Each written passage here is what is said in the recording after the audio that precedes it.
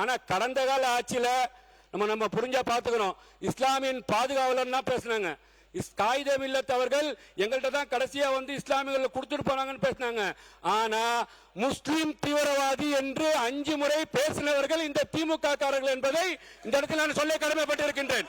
முஸ்லிம் தீவிரவாதி பேசியிருக்கிறாங்க. முஸ்லிம் தீவிரவாதி பேசியிருக்கிறாங்க.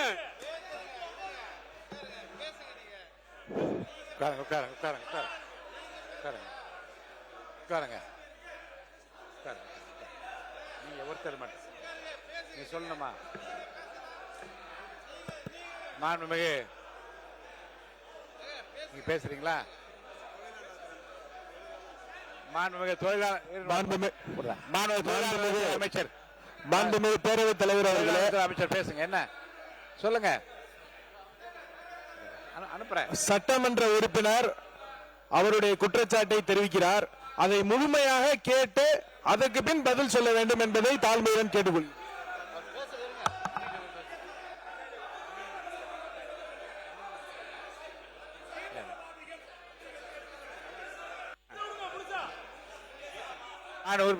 பேரவைத் தலைவர் அவர்களே, நான் பத்திரிகையாளர் செய்தியில சொல்லல. நான் வந்து பாத்தீங்கன்னா அவங்க மாதிரி வந்து பாத்தீங்கன்னா இல்ல நான் முடிச்சிடறேன் சார்.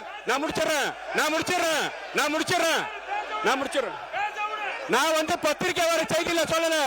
நான் பத்திரிகையில வரக்கூடிய செய்தியை சொல்லல, ஆதாரத்தோட சொல்றேன்.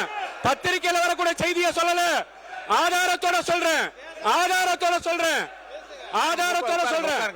உட்காருங்க. நான் பத்திரிகையில வரக்கூடிய செய்தியை சொல்லவில்லை. உட்காருங்க. நான் பத்திரிகை வரக்கூடிய செய்தியை சொல்லவில்லை. உண்மைக்கு புறமான செய்தியை சொல்லல. நான் பாதிக்கப்பட்டிருக்கிறேன், நான் நசுக்கப்பட்டிருக்கிறேன், நான் கஷ்டப்பட்டிருக்கிறேன். நான் போற இடத்துல வந்து தீவிரவாதி உட்காருங்க.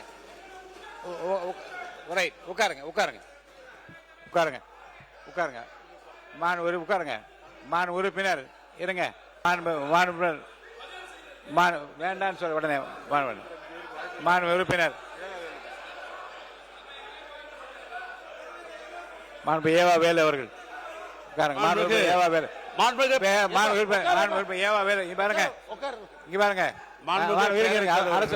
எதிர்கட்சி கொறடா முதல்ல இவர் வந்து எந்த கட்சியில் இருக்காருன்னு கேளுங்க. அவரை வசந்த காலத்துக்கு அவர் எந்த நீங்க எங்க உட்காருங்க? நீங்க உங்க இடம் எது? உட்கார சொல்லுங்க.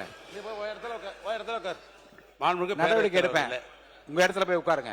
இஸ்லாமியர்கள் பிரச்சனையாக அவர் முதல்ல இடத்துக்கு போக சொல்லுங்க. மாண்புமிகு பேரவைத் தலைவர்களே, இஸ்லாமிய பிரச்சனை என்பது தமிழ்நாட்டை பொறுத்தளவுக்கு ஒரு சென்சிட்டிவான பிரச்சனை. அது அனைவரும் அறிந்த ஒன்று. இது சிறுபான்மை சமுதாயம் சம்பந்தப்பட்ட ஒரு பிரச்சனை. நம்முடைய பேசுகிற மதுரை சட்டமன்ற உறுப்பினர் தங்களுடைய தலைவர்கள் இஸ்லாமியர்களுக்கு என்னென்னலாம் செய்திருக்கிறார்கள், எவ்வளவு அரணாக இருந்திருக்கார் என்று அவர் பெருமைப்படுத்துவதில் எங்களுக்கு ஒன்றும் மாற்று கருத்தல்ல. ஏன்னா அந்தந்த கட்சி தலைவர் அப்படிதான் பெருமைப்படுத்துவார்கள், அதையும் எனக்கு மாற்றல. ஆனால் போகிற போக்கில் அனைத்தும் முஸ்லிம்களுக்கு பாதுகாப்பாக இருந்து அவர்கள் சொன்ன வேண்டுகோளை எல்லாம் செய்த ஒரு இயக்கம் திராவிட முன்னேற்ற கழகம். அதோட மாற்று கருத்தில் அதுக்கு விட்னஸே அந்த இஸ்லாமிய தலைவர்கள் இங்கே சொல்லிட்டாங்க. பேராசிரியர் சரி, நம்முடைய அன்சாரியும் சரி, அதே போன்று நம்முடைய இவரும் சொல்லிட்டாங்க. உட்காருங்க. அப்படி இருக்கிற நீங்க உட்காருங்க. இடத்துக்கு போங்க.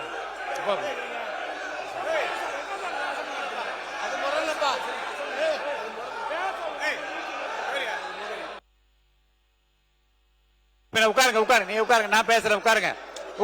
நான் பேசுறேன். உட்காருங்க. நான் பேசுறேன். உட்காருங்க. ஏனுங்க மான் ஒரு உட்காருங்க. நீங்க உட்காருங்க.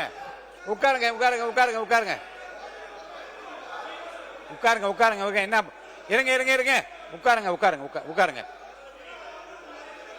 உட்காருங்க. எல்லாம் உட்காருங்க. முதல்ல மாணவ பள்ளிக்கல்வித்துறை அமைச்சர் நீங்க இது ஒரு எல்லாரும் உட்காருங்க. ஒரு நொடி உட்காருங்க. அமைதியா இருக்கு. மாணவ பள்ளிக்கல்வித்துறை அமைச்சர் முடிங்க. இல்ல முத விஷயம் அந்த சப்ஜெக்ட் போறதுக்கு முன்னாடி ரொம்ப நாளாவே என்னன்னா இது நாம ஏத்துக்கொள்ளவே கூடாது. அது கொரோனாலாம் யோசிக்கணும். இப்ப என்ன நடந்தது கேமரால காட்டினாங்களா தெரியல.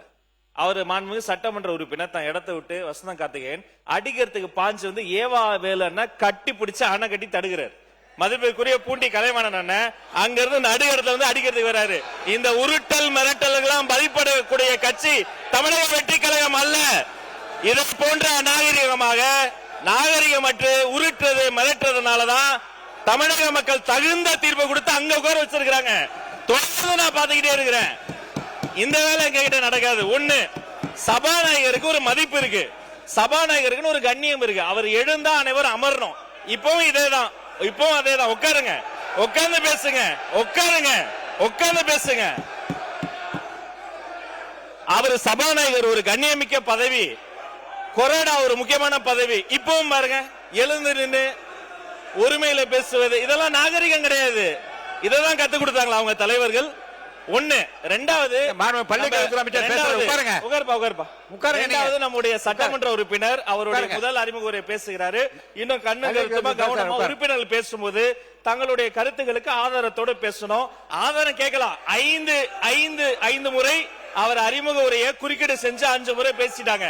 அவர் பேசிய கருத்துகளுக்கு இப்ப நான் பேசுனத இப்பெல்லாம் நாகரிகமா பேசாதீங்க. உட்காருங்க, உட்காருங்க, உட்காருங்க. அவர் பேசின கருத்துகளுக்கு ஆதாரம் இருக்கான்னு கேட்கலாம். ஆதாரம் இருந்தா அவர் சபாநாயகர் கிட்ட கொடுக்கலாம். அதை விட்டுட்டு அதாங்க அவர் பேசின கருத்துக்கு சபாநாயகர் ஆதாரம் கேட்டு அவர் கொடுக்கட்டும். அவரை பேச அனுமதிங்க.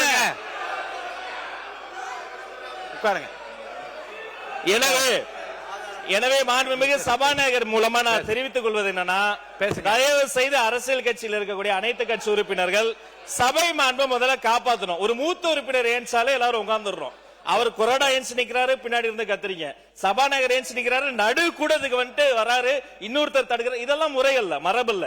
முதல் முறை உறுப்பினர் பேசுறாரு, அவர் கருத்துக்கு அவர் பொறுப்பேற்றுக்குவாரு. அதுக்கு ஆதாரம் இல்லைன்னா அவை குறிப்பில் நீக்கலாம், அதுக்கு என்னவோ பேசலாம். 5 முறை குறுக்கீடு செஞ்சுட்டு அவர் ஆதாரம் வச்சிருக்காரா இல்லையா, அது உண்மையா இல்லையாங்கிறத அவர் பேச அனுமதிங்க. அப்புறம் பொறுமையா கருத்தால் எதிர்கொள்ளுங்க.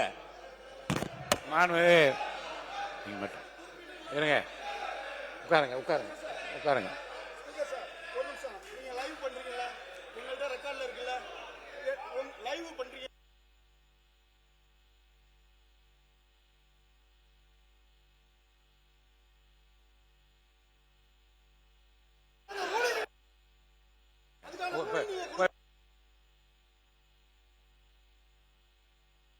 உட்காருங்க, இடத்துல உட்காருங்க, இடத்துல உட்காருங்க,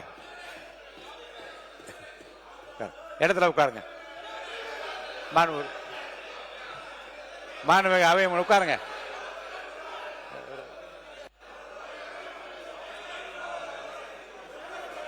மாணவ உறுப்பினர் தவிர்க்க முடியாத தம்ப்நெயில்ஸ், கலக்கலான கண்டென்ட்ஸ், சினிமாவும் சீரியஸ் பிரச்சனைகளும், பல வருடங்கள் இடைவெளிக்கு பிறகு இந்த படத்துல ஒரு கலகலப்பும் கைகலப்பும், போயிட்டே தான் இருக்காரே தவிர பிரேக்கே இல்லாமல் பிரேக்கிங் நியூஸ் சொல்லும் தந்தி டிவி ஆப். இன்ஸ்டா தலைமுறை வரை இறங்கி அடிக்கும் தந்தி டிவியின் டிஜிட்டல் எக்ஸ்க்ளூசிவ். அது தண்ணிக்குள்ள போகும்போது ஹேங் ஆயிடுச்சு. உங்களுக்கு விஜய் சார் எந்த அளவுக்கு ரொம்ப பிடிக்கும்? Of course, Malayalis are huge Vijay sir fans. ரெண்டு பேருமே ரொம்ப பிடிக்கும் எனக்கு. தந்தி டிவி ஆப்பை இலவசமா டவுன்லோட் செய்யுங்க. ஃபாலோ பண்ணுங்க, சப்ஸ்கிரைப் பண்ணுங்க, என்ஜாய் பண்ணுங்க.